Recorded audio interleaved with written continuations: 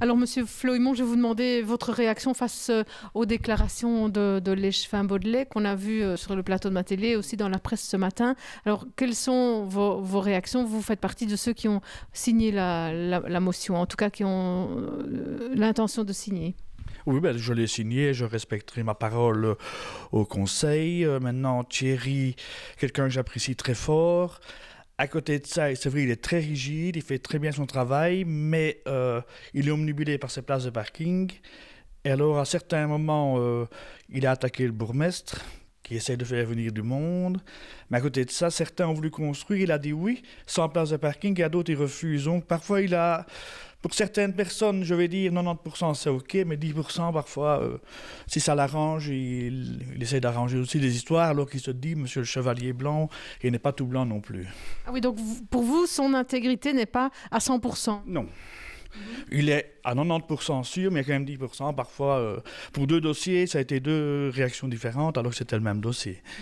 Alors, il dit détenir des informations et des documents dans lesquels on peut prouver que certaines décisions qui ont été prises sont illégales. Alors, ça met le collège en difficulté. Mais il était dans le collège aussi, donc c'était quand même lui l'échevin de l'urbanisme. Donc, je ne sais pas où il a vu ça.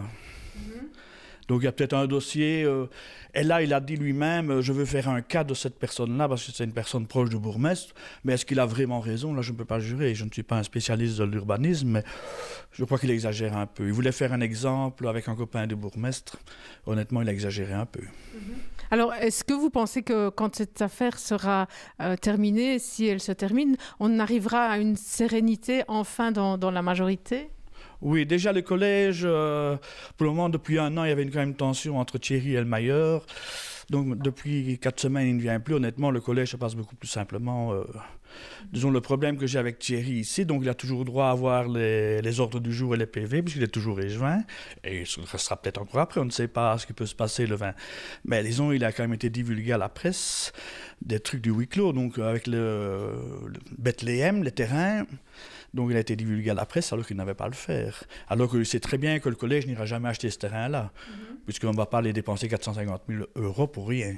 Il s'est mis un peu à porte-à-faux. Donc lui qui est l'homme blanc, donc, il sait bien que c'est un huis clos, donc il n'a pas divulgué ce truc-là dans la presse. Est-ce que... Qui est empathie finalement? C'est la ville de Dinan? Les dossiers ont du mal à sortir? Non, maintenant, je vais dire, on avance. Maintenant, c'est vrai que Thierry avait une rigidité et qui a fait du bien à la ville de Dinan. Ça, il ne faut pas jeter non plus ce qu'il a fait, mais maintenant, je vais dire, il y avait une tension entre les deux que ça devait éclater un jour. Et ça a éclaté, voilà, tant pis. C'est triste. Vous avez évoqué un dossier qui concerne un proche de M. Fourneau, mais vous évoquez aussi l'autre dossier qui concerne la bande de terrain qui est au pied de Bethléem. Alors, qu'en est-il? Donc, le collège a toujours dit qu'on n'achèterait pas. Et hier, officiellement, le collège a répondu à Dormioc que la ville ne serait jamais acquéreuse de ce terrain-là. Donc, comme ça, on fera taire une fois les critiques pour toutes. Est-ce que... Le bourgmestre était avancé déjà dans cette direction-là? Pas spécialement, il a peut-être discuté dire qu'il retrouverait peut-être un investisseur, il a peut-être fait, mais il n'a jamais engagé la ville. Personnellement, il n'a jamais averti le collège. Il a dit que Dormioc aimerait bien qu'on rachète, ça il nous l'a déjà dit, mais c'est très bien que le collège a toujours dit non.